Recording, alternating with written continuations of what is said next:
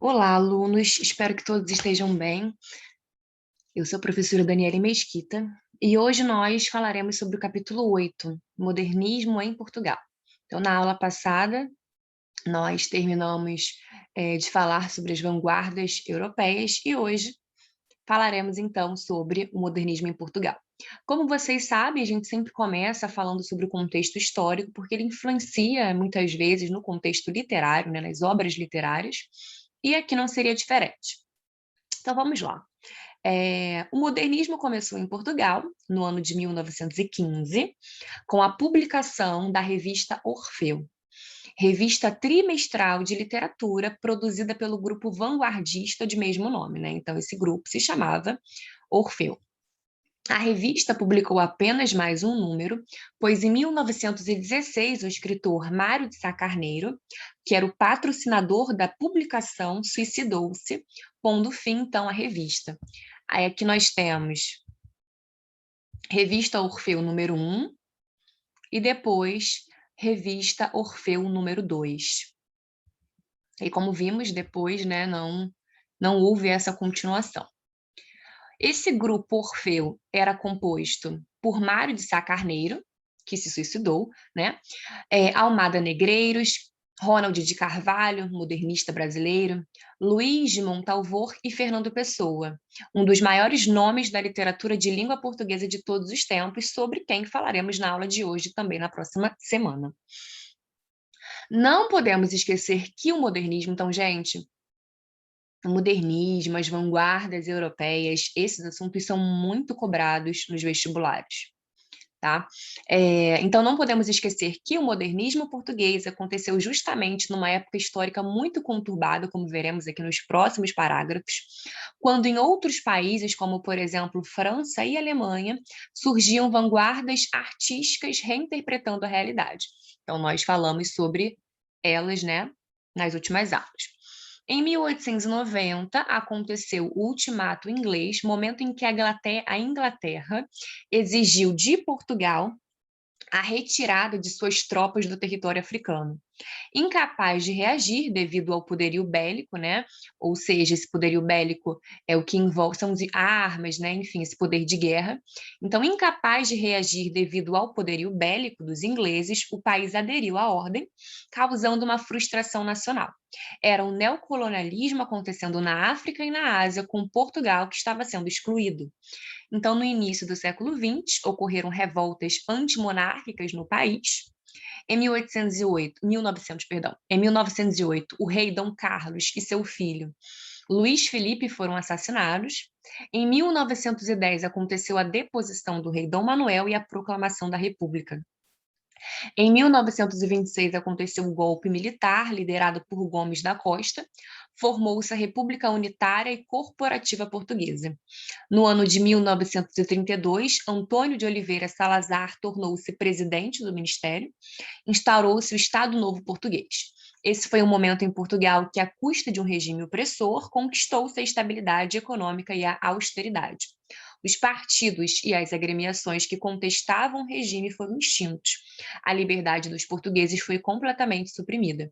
Então, como nós vimos aqui, de fato, era uma época bastante conturbada, né? Vários acontecimentos simultaneamente. E aí agora vamos falar então sobre a parte literária, né? Sobre essas obras literárias. Então temos aqui autores e obras. Fernando Pessoa, ortônimo. Quem já ouviu falar sobre Fernando Pessoa, assim que ouve falar sobre ele, também escuta o seguinte nome, heterônimo, né? É uma característica muito... Fernando Pessoa é muito conhecido, principalmente por conta de seus heterônimos, né? Não só por isso, lógico. É um autor muito importante, que tem uma escrita muito bonita, que tem uma escrita muito introspectiva, que reflete o desassossego do homem, né, diante da complexidade da vida. Então vamos lá. Autores e obras. Fernando Pessoa, ortônimo. Em alguns livros aparece Fernando Pessoa, ele mesmo. Esse ortônimo significa ele mesmo. Então vamos lá. Na obra de Fernando Pessoa, encontramos duas dialéticas básicas: consciência e inconsciência, sinceridade e fingimento. Então, nós temos aí dois campos semânticos diferentes, né? Nós temos antíteses. Então, na primeira dialética, consciência e inconsciência, né, vemos o desejo de se ter consciência sobre certos aspectos da vida que, por vezes, nós não percebemos ou não temos total consciência.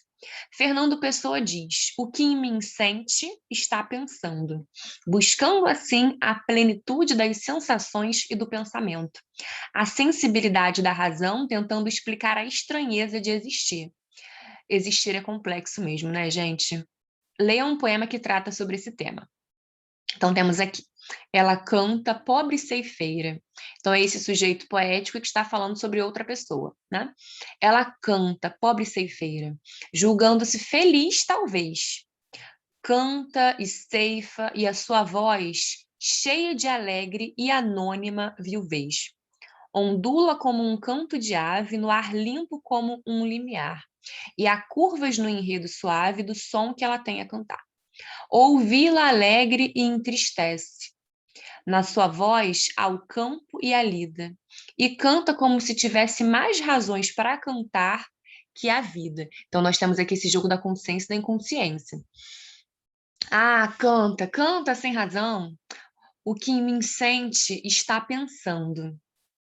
Derrama no... que foi, né, o verso que apareceu ali em cima. O que em mim sente está pensando. Essa questão do consciente e do inconsciente, né, que fica bem clara aí. Derrama no meu coração a tua incerta voz ondeando.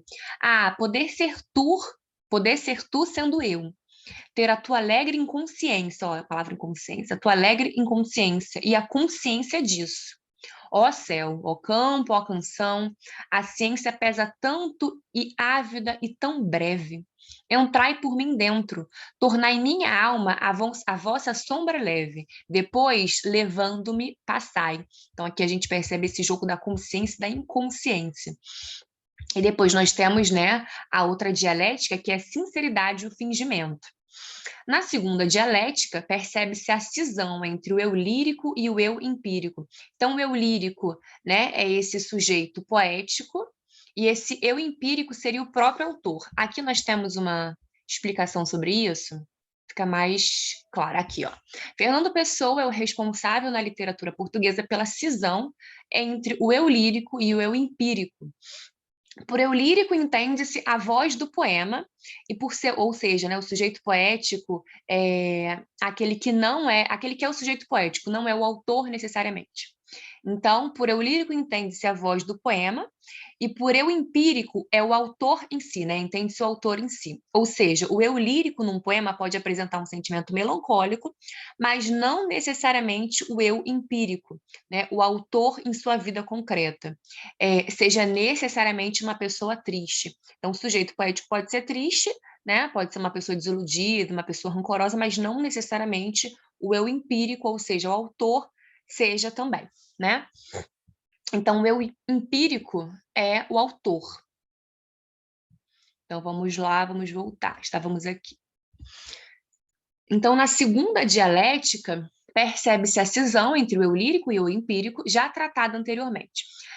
Pessoa diz que a poesia é um fingimento. Nota-se aí a discussão sobre a emoção estética, ou seja, uma coisa é a emoção da vida, concreta. Outra é a que a arte provoca em nós através da criação de um artista.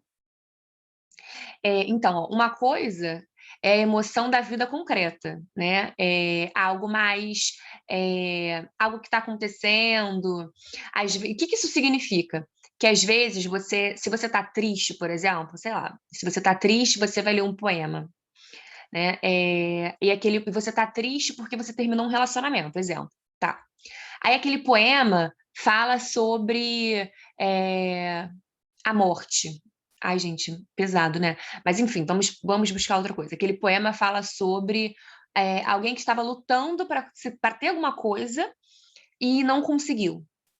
né? E você estava triste por causa de um relacionamento, mas esse poema fala sobre alguma coisa que essa pessoa estava buscando, alguma coisa física, tipo uma casa. Ah, eu ia comprar minha casa, né? Algo físico.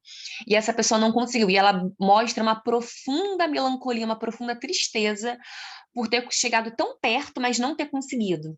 E aí você sente a tristeza daquela pessoa, como se fosse você, né? Como se aquilo tivesse acontecido com você, né? Então, é isso que seria, né, a... Cadê? Onde estamos ali no primeiro parágrafo. Hum, hum, hum. Aí que seria essa coisa concreta. Então, ó, na segunda dialética, percebe-se a cisão entre o lírico e o empírico, já tratada anteriormente. Pessoa diz que a poesia é fingimento. Nota-se aí a discussão sobre a emoção estética, ou seja, uma coisa é a emoção da vida concreta, ou seja, você estava triste por conta de um problema específico.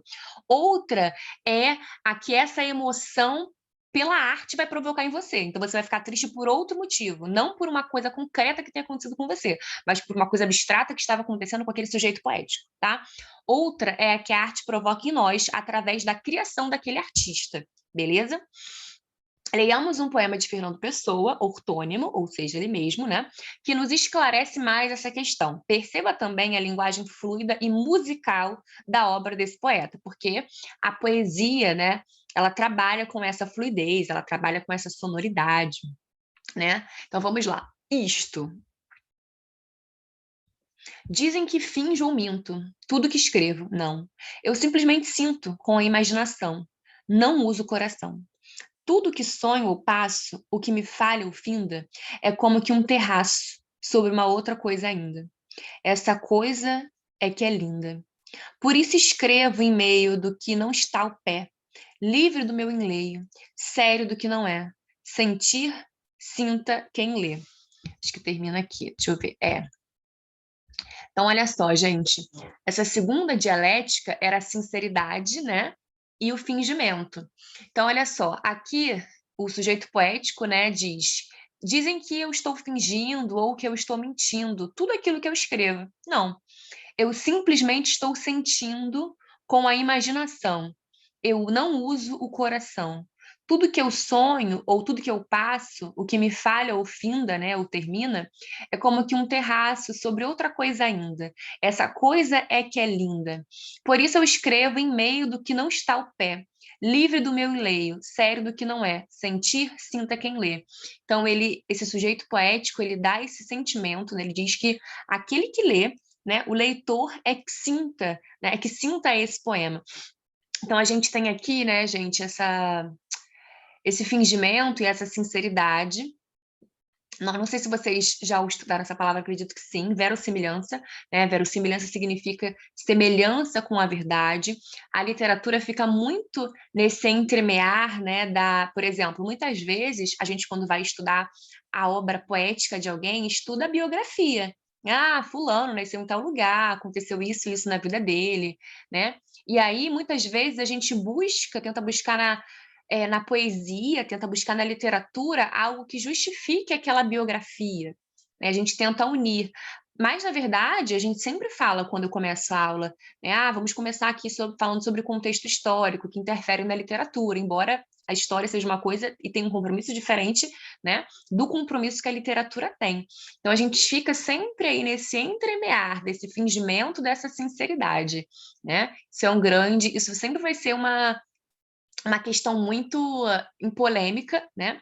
Mas é sempre importante ter em mente que a gente pode ler a biografia, a gente deve ler a biografia, mas é sempre importante quando você tiver contato com um texto literário, quando você tiver contato com uma poesia, você lê a poesia, né, observando a construção dela, a sonoridade dela, o sentimento desse sujeito poético, se afastando, né, de certa forma, da biografia daquela pessoa, porque uma coisa é a verdade, uma coisa, e a gente fica sempre nessa, né, verdade e fingimento. Uma coisa é a biografia daquele autor, outra coisa é ali o que ele está demonstrando no poema dele, tá? Mas aqui a gente tem, né, sempre, por conta até dos heterônimos de Fernando Pessoa, fica essa questão aí, né, de verdade e fingimento. Então vamos lá, continuando. Mensagem. Mensagem de Fernando Pessoa, é uma obra muito importante, né? Uma epopeia portuguesa. Entretanto, temos aqui uma observação. Lembremos que não é uma epopeia clássica, como, por exemplo, os Lusíadas, Ilíada, Odisseia, né? Que são obras clássicas, são epopeias clássicas. Mensagem não é uma epopeia clássica. Lembramos que não é uma epopeia clássica, não segue os preceitos clássicos de tal gênero, né? Ou seja, não vai apresentar todas as características desse gênero clássico. Essa obra é composta de poemas líricos, nos quais encontramos reflexões sobre o passado e sobre o presente, a partir de uma perspectiva saudosista e melancólica. O que vemos é uma interpretação da história de Portugal, abordando temas relacionados, então, às navegações, à formação nacional e aos heróis da pátria. Então, temos aqui Mar Português. Os versos mais famosos aqui são: valeu a pena? Tudo vale a pena se a alma não é pequena, né? Então, ó mar salgado. Então, ele se direciona ao mar, né? Ó mar salgado, quanto do teu sal são lágrimas de Portugal. Por te cruzarmos, quantas mães choraram, quantos filhos em vão rezaram, né? Então, aqui está falando dessa morte, né? Quantas noivas ficaram por casar para que fosses nosso, ó mar. Valeu a pena? Tudo vale a pena, se a alma não é pequena. Quem quer passar além do bojador tem que passar além da dor. Deus ao mar o perigo e o abismo deu, mas nele é que espelhou o céu. Então, aqui nós temos um poema que está retratando, né, de maneira literária, acontecimentos portugueses. E aí agora, gente, vamos fazer o seguinte. Para que essa aula não fique muito grande, eu vou falar aqui sobre os heterônimos, vou começar dando o conceito, e na próxima aula a gente fala sobre esses heterônimos, né? A gente exemplifica. Então, olha só. Fernando Pessoa criou em sua obra personalidades que escreviam suas próprias obras. Olha que interessante. Ele criou personagens que escreviam as suas próprias obras. Então, ali nós vimos Fernando Pessoa ele mesmo, né? Como se fossem outras pessoas. Então, Fernando Pessoa criou outros personagens e esses personagens escreveram obras, né? E aí a gente vai falar sobre o que precisa para se ter um heterônimo. Então, a essas personalidades criadas chamamos heterônimos. Heterônimo é uma espécie de personagem dramático sem contexto muito bem definido, mas não como ocorre numa peça de teatro em que temos uma contextualização mais precisa do personagem. Existem características fundamentais que identificam um personagem ser ou não um heterônimo. Vamos ver quais são eles. Então, o que a gente precisa para ter um heterônimo? Um nome próprio, uma biografia própria. Então, sim, esses personagens têm uma biografia, uma obra própria, eles têm as próprias obras e uma maneira de escrever diferente, né? Então, cada heterônimo vai ter aí o seu estilo de escrita, né?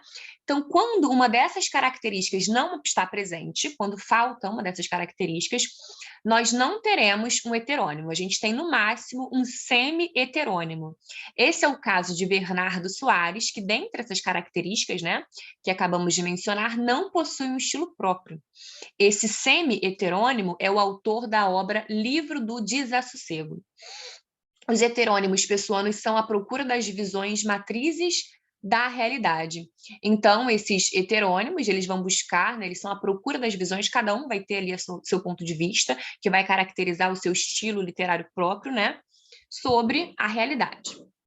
Então, gente, na próxima semana, nós vamos falar sobre Alberto Caeiro, e aí temos aqui, né, o poema, depois Ricardo Reis, depois Álvaro de Campos, e aí faremos alguns exercícios, ok?